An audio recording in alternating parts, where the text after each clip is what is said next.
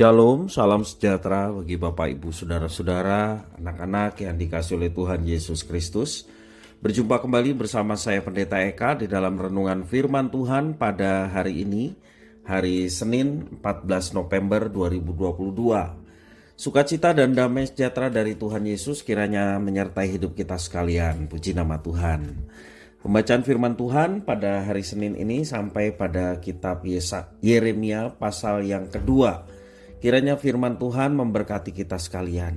Baik, sebelum kita akan merenungkan bagian firman Tuhan, hari ini kita akan berdoa. Tuhan Allah Bapa di surga, di dalam nama Tuhan Yesus kami datang padamu mengucapkan syukur dan terima kasih atas kasih dan pemeliharaan Tuhan pada kami sampai pada hari ini.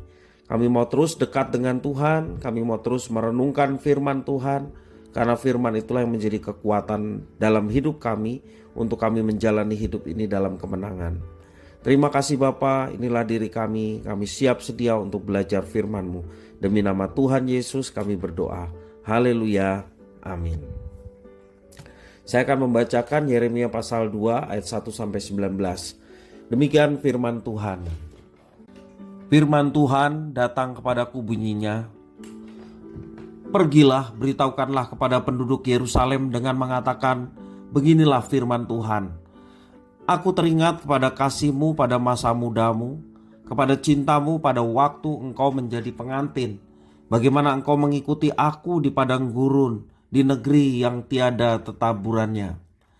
Ketika itu Israel kudus bagi Tuhan, sebagai buah bungaran dari hasil tanahnya.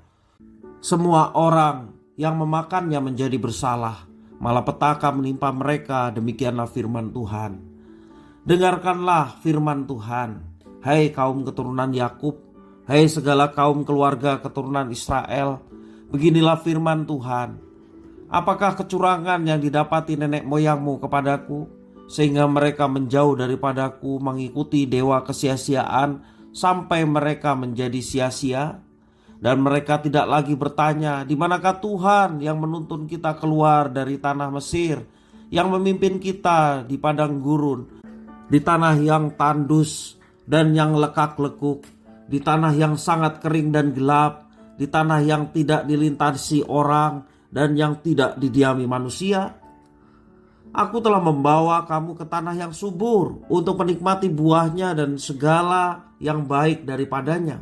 Tetapi segera setelah kamu masuk, kamu menajiskan tanahku, tanah milikku, telah kamu buat menjadi kekejian. Para imam tidak lagi bertanya, di manakah Tuhan? Orang-orang yang melaksanakan hukum tidak mengenal aku lagi, dan para gembala mendurhaka terhadap aku. Para nabi bernubuat demi Baal, mereka mengikuti apa yang tidak berguna. Sebab itu aku akan berbantah lagi dengan kamu. Demikianlah firman Tuhan, dan dengan anak cucumu aku akan berbantah. Menyeberang sajalah ke tanah pesisir orang Kitim, dan lihatlah, suruhlah orang ke Kedar, dan perhatikanlah dengan sungguh-sungguh. Lihatlah apakah ada terjadi yang seperti ini. Pernahkah satu bangsa menukarkan Allahnya meskipun itu sebenarnya bukan Allah? Tetapi umatku menukarkan kemuliaannya dengan apa yang tidak berguna. Tertegunlah atas hal itu, hai langit, menggigil dan gemetarlah dengan sangat. Demikianlah firman Tuhan. Sebab 2 kali umatku berbuat jahat, mereka meninggalkan aku, sumber air yang hidup, untuk menggali kolam bagi mereka sendiri, yakni kolam yang bocor, yang tidak dapat menahan air. Adakah Israel itu budak atau anak budak? Maka mengapa ia menjadi rampasan? Terhadapnya singa-singa muda mengaum, menyaringkan suaranya. Negerinya dibuat orang menjadi tandus, kota-kotanya terbakar, tidak lagi berpenduduk. Bahkan orang-orang Memphis dan Tahpanhes telah menggundul batu kepalamu, meninggalkan Tuhan Allahmu ketika ia menuntun engkau di jalan. Dan sekarang apakah untungmu untuk pergi ke Mesir, hendak meminum air sungai Nil? Dan apakah untungmu untuk pergi ke Asyur, hendak meminum air sungai Efrat? kejahatanmu akan menghajar engkau dan kemurtadanmu akan menyiksa engkau. Ketahuilah dan lihatlah betapa jahat dan pedihnya engkau meninggalkan Tuhan Allahmu dan tidak gemetar terhadap aku. Demikianlah firman Tuhan Allah semesta alam. Bapak, Ibu, saudara-saudara yang dikasihi oleh Tuhan Yesus Kristus, gambaran bangsa Israel di padang gurun menjadi dasar dari kehidupan iman dan berbangsa orang-orang Israel dan Yehuda.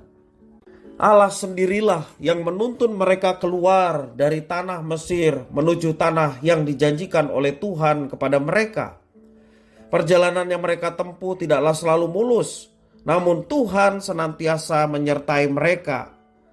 Dan proses tersebut semakin meneguhkan perjanjian antara Allah dan umatnya, antara pencipta dan ciptaannya. Dalam sejarahnya ternyata Yehuda tidak selalu mengingat dan bersyukur akan karya dan penyertaan Tuhan, terlebih atas penyertaan mereka dari tanah Mesir menuju tanah perjanjian. Mereka seringkali berpaling dari Tuhan dan malah melakukan perbuatan yang tidak dikehendaki oleh Tuhan. Betapa Tuhan Allah marah dan sedih atas sikap mereka, umat pilihannya. Dan Allah menggugat Yehuda karena mereka tidak setia kepadanya. Seharusnya hubungan antara Tuhan Allah dan Yehuda berada dalam hubungan yang dekat dan hangat. Hubungan tersebut digambarkan seperti suami istri, seperti mempelai pria dan seperti mempelai wanita. Allah adalah sang pengantin pria, sementara penduduk Yerusalem, Yehuda adalah pengantin wanita. Namun kesia-siaan itulah yang mereka pilih. Sesungguhnya tindakan yang dilakukan oleh Yehuda merupakan kebodohan, merupakan tindakan yang sia-sia belaka, tidak ada gunanya. Mereka meninggalkan Tuhan Allah yang jelas-jelas telah membuktikan diri di sepanjang sejarah sebagai satu-satunya penolong dan juru selamat mereka. Dalam sebuah metafora, tingkah laku Yehuda ini digambarkan seperti tindakan mereka meninggalkan sumber air hidup dan mereka menggali kolam sendiri, tetapi kolamnya bocor dan tidak dapat menahan air. Itu yang digambarkan di dalam ayat yang ke-13. Sia-sia. Ya. Itulah yang dilakukan oleh bangsa Israel. Bapak, Ibu, saudara-saudara yang dikasihi oleh Tuhan, firman Tuhan yang diberikan kepada bangsa Israel menjadi manfaat bagi kita. Kita memiliki Allah yang sama dan Tuhan mempercayakan umat Allah yang baru kepada gerejanya. Melihat teguran Tuhan Allah yang dialamatkan kepada Yehuda, kita pun dapat merefleksikannya di dalam kehidupan kita setiap hari. Tentunya Allah selalu menyertai kita. Itu suatu kepastian yang kita harus alami dan sadari. Allah menyertai kita dalam pengembaraan kehidupan di dunia ini. Namun seringkali kita juga bersikap seperti Yehuda, mengandalkan hikmat dan kemampuan sendiri untuk menyelesaikan sesuatu masalah dan seringkali meninggalkan Tuhan. Sedikit saja kita mengalami pergumulan, kesetiaan kita kepada Tuhan pun mulai berubah. Bapak, Ibu, saudara-saudara yang dikasihi oleh Tuhan, mari kita berbalik kepada Tuhan. Karena hanya dengan berbalik kepada Tuhan, Dialah satu-satunya sumber kehidupan kita. Dialah satu-satunya sumber pertolongan kita. Jangan kita bersandar kepada pengertian kita sendiri. Jangan kita bersandar kepada manusia. Maka semuanya itu akan mendatangkan kesia-siaan. Bersandarlah kepada Tuhan dan kita akan menemukan jawaban. Bersandarlah kepada Tuhan maka kita akan menemukan pertolongan.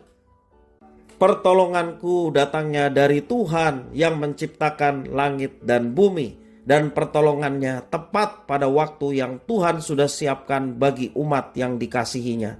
Kiranya firman Tuhan ini memberkati kita sekalian. Kita berdoa. Terima kasih Bapa atas firman Tuhan.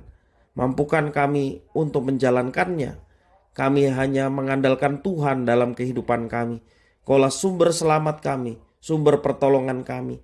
Khususnya tak kala kami menghadapi tantangan dalam hidup. Kami tidak mau berpaling dari Tuhan. Kami mau tetap bersandar kepada Tuhan. Karena bersama dengan Tuhan ada kekuatan, ada keselamatan, juga ada kepuasan di dalam jiwa ini. Terima kasih Bapa atas firman Tuhan. Demi nama Tuhan Yesus kami berdoa. Haleluya. Amin.